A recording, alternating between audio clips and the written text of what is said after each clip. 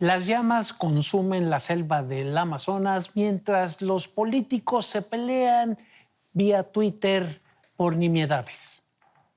¿Qué va a pasar si no se actúa rápidamente en el pulmón del mundo que genera el 20% del oxígeno? Porque, ojo, aunque usted lo vea lejos geográficamente, el Amazonas, la selva, nos trae oxígeno a nosotros. Hay que cuidarla. Esto es Desde la Trinchera. Comenzamos.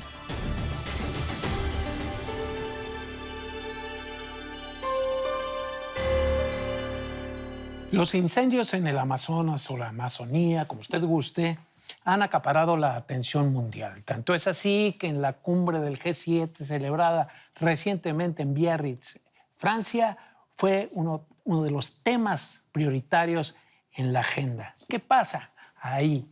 Hay más de 80,000 incendios en lo que va del año. Esto quiere decir 80% más, superior a lo que se registró en el mismo periodo del año pasado. Lo importante es que el pulmón del mundo ahora se está consumiendo y la ayuda que debería estar ya ahí se ha retrasado. Para hablar de este tema, mi socio Rubén Cortés y yo tenemos un buen invitado, un invitado conocedor, un invitado que ha destacado en estos temas de medio ambiente. No necesita mucha presentación, acuérdese de la combi. Tenemos aquí al ex candidato presidencial de Nueva Alianza, Gabriel Cuadri, miembro ya de este naciente movimiento Futuro 21 que amalgama personajes de todos los horizontes políticos.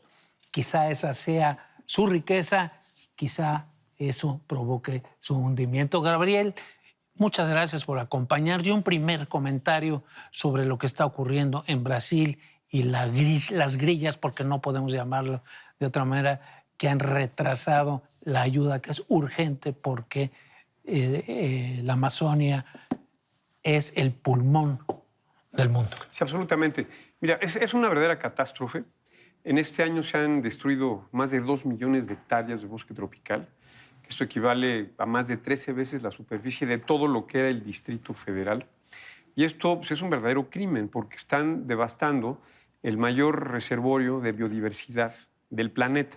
En la Amazonia radican entre el 10 y el 15% de todas las especies vivientes en este planeta. Y lo que está ocurriendo no es algo fortuito, no es digamos, una maldición de la naturaleza o algo que escape a las decisiones humanas. Es algo absolutamente provocado. Está provocado fundamentalmente por ganaderos y por agricultores que utilizan el fuego, queman la selva para ampliar la frontera agropecuaria, para abrir tierras al cultivo, para abrir tierras a la ganadería. Y detrás de esto están dos cosas fundamentales. Por una, las grandes empresas de alimentos, de agropecuarias, agroindustrias, que compran la soya, que compran la carne de res, que la industrializan, la comercializan, la industrializan, la exportan, igual que la soya. Y por otro lado, está el gobierno brasileño que deja de aplicar la ley y da incentivos, de estímulos, apoyos políticos a los ganaderos y económicos a los ganaderos y a los agricultores para que procedan con la destrucción de la Amazonia, cosa que ha ocurrido desde hace muchas décadas. Y que, por cierto, eso también ocurre en México, a otra escala, pero ocurre exactamente lo mismo en nuestro país. Entonces, ahora yo creo que afortunadamente, valga la expresión, el problema se ha internacionalizado. El mundo se ha dado cuenta de que el Amazonas claramente es un bien público global y que exige el interés, la atención, el compromiso y la acción colectiva global para poder salvar al Amazonas. Y esto se topa con el cinismo, la incuria de un personaje como Bolsonaro, que como todos los populistas, recurre a estratagemas de lo más vulgares y digamos, ruines para justificar su inacción o incluso la promoción abierta que ha hecho de la deforestación en la Amazonia. Entonces me parece que el mundo tiene que reaccionar. Creo que Macron lo está haciendo bien. Ojalá Europa lo secunde y que Europa definitivamente pues, o cancele o sujete la firma del tratado comercial con Mercosur a que Brasil enmiende sus políticas y que tome las decisiones adecuadas para parar la devastación de la Amazonia. Lo puede hacer el gobierno, es un tema de voluntad política, de instrumentos de política y de decisiones de política que las puede tomar, por supuesto, el gobierno de Brasil, ¿no?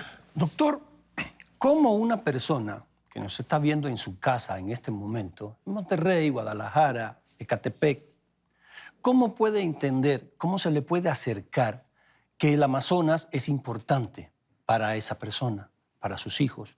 ¿Cómo que un deshielo en Groenlandia lo afecte? Porque se suele decir, es el pulmón, es el manantial del mundo, pero ¿cómo le afecta a una persona que nos está viendo ahora? ¿Cómo se le hace entender eso? Pues mira, creo que dos razones. La primera es, digamos, de valores patrimoniales inherentes, éticos, yo diría incluso morales, de que es inaceptable y es condenable la destrucción de la biodiversidad, la destrucción de la vida misma en el planeta, con la cual hemos evolucionado durante miles de millones de años y que representan, digamos, un patrimonio y un acervo valioso para todo el mundo. Igual que la vida humana, igual que los derechos humanos, igual que los patrimonios históricos, culturales, arqueológicos, o incluso probablemente más, ¿no?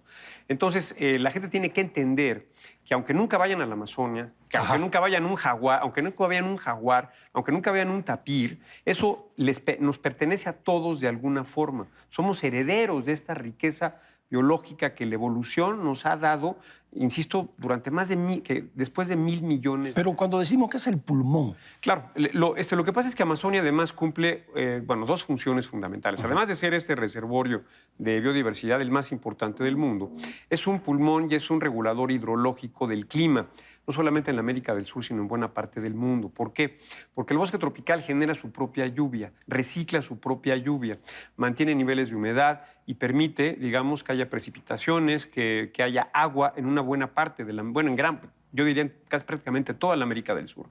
Y no solo eso, sino que las corrientes convectivas que genera la evapotranspiración de la Amazonia, que eso, digamos, también se transmite a otras latitudes y permite que se module el clima en una buena parte del planeta.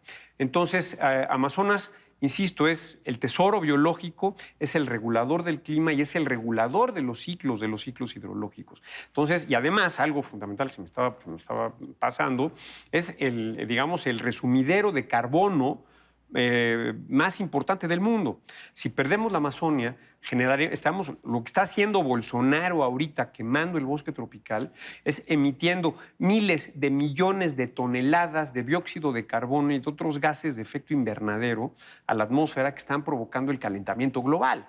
Entonces, Bolsonaro se está convirtiendo en el villano ambiental, en el villano, digamos, climático del planeta, y por una decisión deliberada y propia, cínica, ¿no? Lo cual es absolutamente inaceptable, ¿no? Está muy cerca. Sí.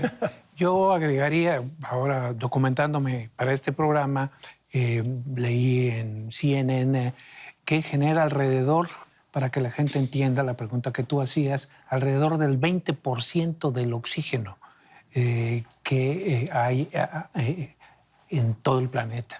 No sé qué tan... Está mucho más cerca de lo que pensamos. Pueden decir, no, está en Brasil, está lejos, yo vivo acá, yo estoy cerca del bosque de Tlalpan, yo no tengo problemas. No, sí está cerca del Amazonas, ¿no? Sí, claro, porque los bosques tropicales son grandes fábricas de oxígeno, como lo acabas de comentar, a través de la fotosíntesis. Recordemos que los árboles toman de la atmósfera el dióxido de carbono, esto es, mitigan el calentamiento global, retirando de la atmósfera este gas de efecto invernadero, y a través de la fotosíntesis producen agua, producen oxígeno, ¿no? O sea, emiten oxígeno a la atmósfera, literalmente. Entonces, también son una fábrica de oxígeno en el planeta. Y por lo tanto, bueno, pues es algo, digamos, es inaceptable lo que está ocurriendo, y sí creo que esto debe dar origen a una acción colectiva internacional clarísima, incluso a sanciones comerciales ya claras sobre el gobierno brasileño, ¿no? ¿Te merece algún comentario que esta grilla, digamos, entre Bolsonaro y Macron esté condicionando la llegada de ayuda a Brasil? ¿Qué te dice Creo que habla mucho de la frivolidad de Bolsonaro. Y me parece que eso nada más está desviando la atención del tema central. Y también hay que decir finalmente que Brasil no necesita ninguna ayuda internacional, por favor. Brasil no necesita 20 millones de dólares de ayuda francesa para combatir los incendios en la Amazonia.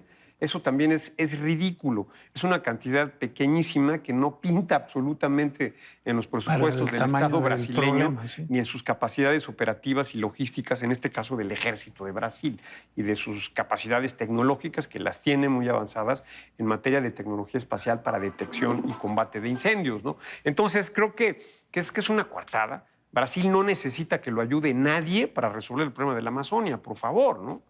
Sí, y lo desvía con este estilo, yo diría, inquietante, por no decir otro adjetivo, de los chistoretes, desviándolo con chistes.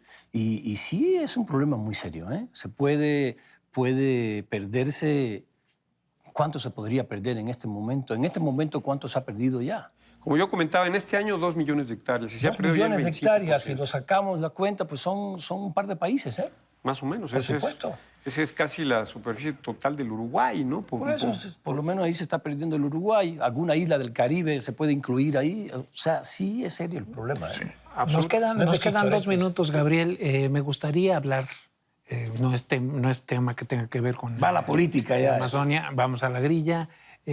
Tu pertenencia a Futuro 21, ¿qué le ves? ¿Qué esperanza le ves?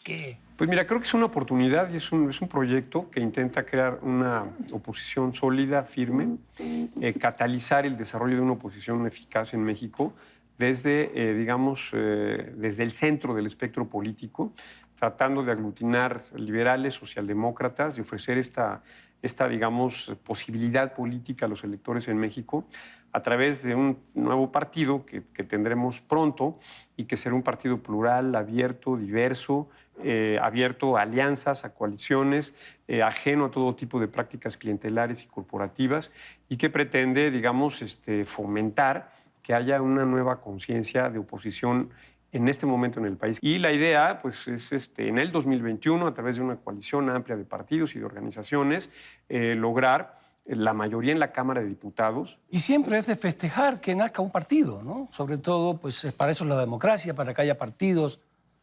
Y después vemos qué sucede con ellos, ¿no? Absolutamente, y hay que decirlo. A la gente, con razón, le caen mal los partidos políticos, pero hay que decirlo.